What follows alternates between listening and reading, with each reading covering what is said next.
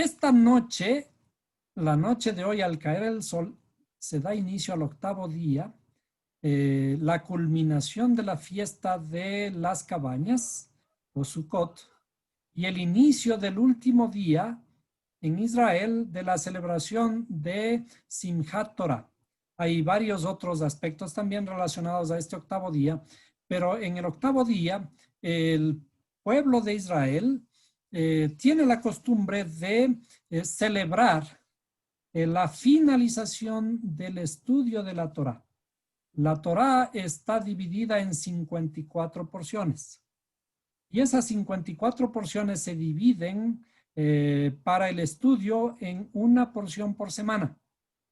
En las 54 semanas del año se estudia una porción por semana.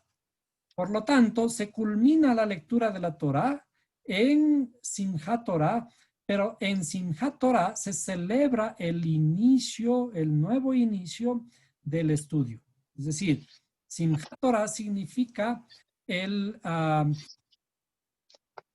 final se ha unido con el principio, ¿no? Que el final está enlazado con el principio. Entonces, cuando el final está insertado en el principio, esto está simbolizado por la finalización del estudio y el inicio de uno nuevo. Entonces, vamos a dibujar nuevamente nuestro típico círculo, que en este caso está asociado al ciclo de estudio en el año. Entonces, cuando estudiamos la Torah, aquí al final, en el octavo día, en el día número 22, en el día número 22 del séptimo mes, que sería este de aquí, ¿no es cierto? Ya se han terminado las grandes fiestas, pasamos por Rosh Hashanah, el día del juicio o el día de la unificación o matrimonio, o también el día de la coronación del rey. Luego viene el día de el perdón, que es Yom Kippur, y después de 4 días se inicia la fiesta de Sukkot, que justamente terminó esta tarde. Por una semana, los judíos crearon una cabaña temporal para habitar durante 7 días allí y estudiar la última porción de la Torah. Y ahora en Simchat Torah, Simchat Torah es el día número 22 de este año nuevo. Y en este año nuevo, la costumbre hebrea es de sacar los rollos de la Torah para mostrar a la gente la alegría de la culminación y reinicio del estudio, de una nueva, un nuevo ciclo de estudio de la Torah aquí en este día. Entonces, en este día decíamos se cumple porque aquí se inicia un ciclo, ¿sí? En este sentido, se inicia un ciclo, ¿sí? Pero después de pasar todo el año, cada semana estudiando, finalmente volvemos al mismo punto, ¿cierto? Y terminamos, y en este día se dice o se recita el último verso de la Torá y a continuación se lee el primer verso de la Torá nuevamente. Entonces, para esto vamos a recordar cuál es el último y cuál es el primer verso de la Torá. Entonces, vamos a veamos nuestras Biblias y vamos a leer el último verso de Deuteronomio. En este caso sería Deuteronomio 34.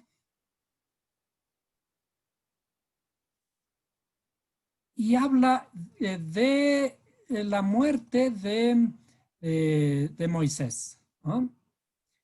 Y cuando habla de la muerte de Moisés, le vamos a leer desde Deuteronomio 34:7, ¿no? Dice, aunque Moisés tenía 120 años cuando murió, no se habían apagado sus ojos, ni había perdido su vigor.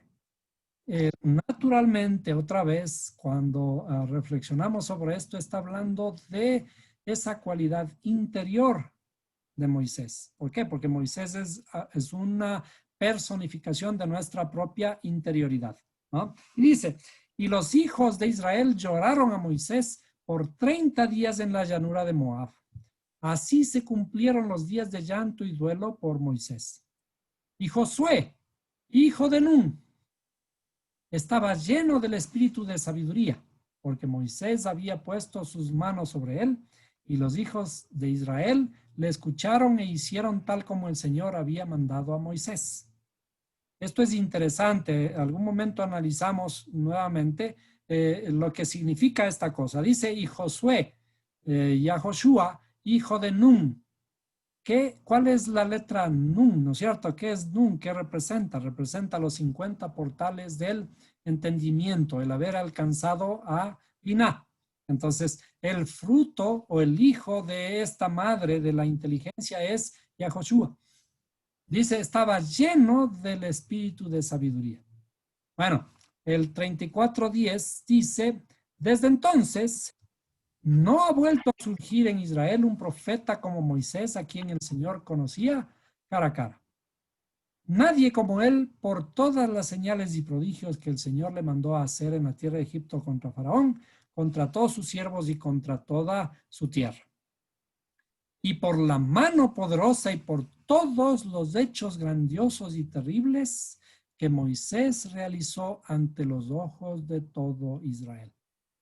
Voy a repetir esta parte deteniéndome particularmente en ciertas palabras que tenemos que reflexionar. Y dice, y por la mano poderosa, hablando de Moisés, y por la mano poderosa, y por todos los hechos grandiosos y terribles que Moisés realizó ante los ojos de todo Israel. Fíjense que dice terribles, pero cuando vemos en la escritura terribles, tenemos que entender el verdadero contexto, ¿no? El verdadero contexto dice, y en todo espanto grande, y el espanto está hablando de morá, aterrador, dice, la palabra es aterrador, espanto, miedo, tener, temible, temor, terrible, terror. Pero ¿de dónde viene la palabra morá? ¿Sí? Para quienes ya conocen un poquito de hebreo, morá viene de una palabra que dice yaré, por ejemplo, ¿no? Es asombroso, ¿sí? Es asombroso, formidable, es una maravilla, porque de paso morá está hablando acerca de aquel, se llama moré, ¿sí? O morá en femenino, aquel maestro que sabe y enseña, ¿cierto? Entonces, cuando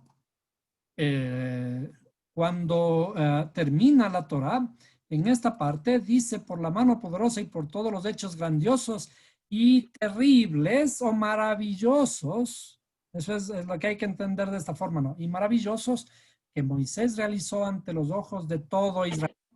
Dijimos inmediatamente después de leer este verso, tenemos que ir inmediatamente al primer verso de la Torá, que dice, Génesis 1:1, en el principio creó Dios los cielos y la tierra. Entonces, terminamos el ciclo e iniciamos inmediatamente uno nuevo, pero lo hacemos inmediatamente de manera que en nuestro ciclo terminamos en qué letra aquí. Decimos Israel. Por lo tanto, aquí termina en una letra Lamed, ¿no es cierto? Aquí termina en una letra Lamed, ¿sí? Y comienza con una letra Bet. Lamed Bet. Lamed Bet. Entonces, aquí se forma la palabra Bet Lamed, ¿sí? Que significa corazón. ¿Sí? Entonces, aquí tenemos corazón. ¿Ya? ¿Cuál es la intención entonces de toda la Torah?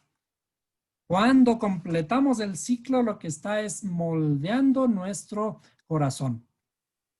Y la Torah misma es llamada corazón.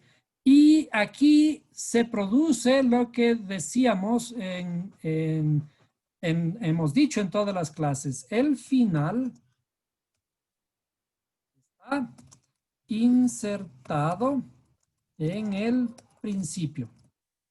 El final está insertado en el principio o está enlazado al principio. ¿Qué significa eso?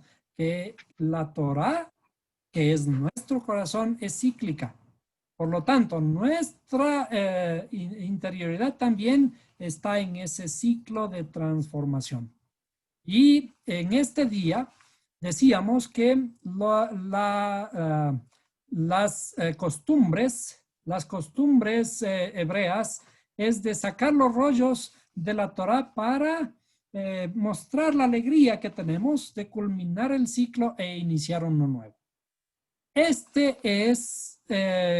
Esta costumbre es una procesión.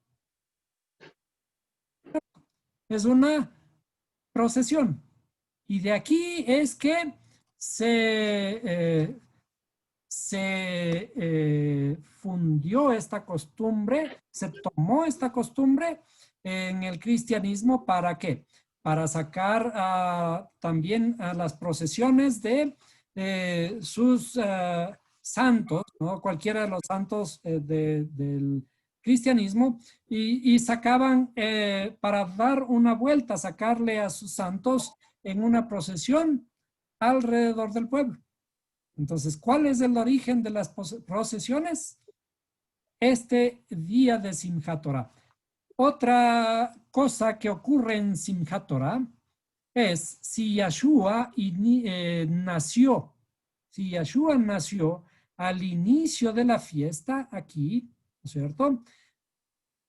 7 días que dura la fiesta, al octavo día había que circuncidarlo, ¿no es cierto?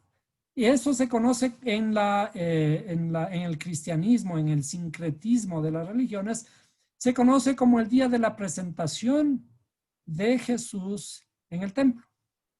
Entonces, fueron llevándole los padres a presentarle al templo. No hay ninguna presentación, sino que era obligación que en el octavo día un judío tenía que ser circuncidado, un judío varón tenía que ser circuncidado. Entonces, aquí Yeshua es circuncidado conforme a la ley, ¿no? Entonces, en este día número 22, el 22, ¿qué corresponde a qué? El día 22 que corresponde al Aleph, el Aleph Taf, ¿sí? El Aleph Taf, ¿qué significa que sea circuncidado? El Aleph Taf está siendo dedicado o se acoge a la ley. Es decir, el Aleph es el cumplimiento de la ley.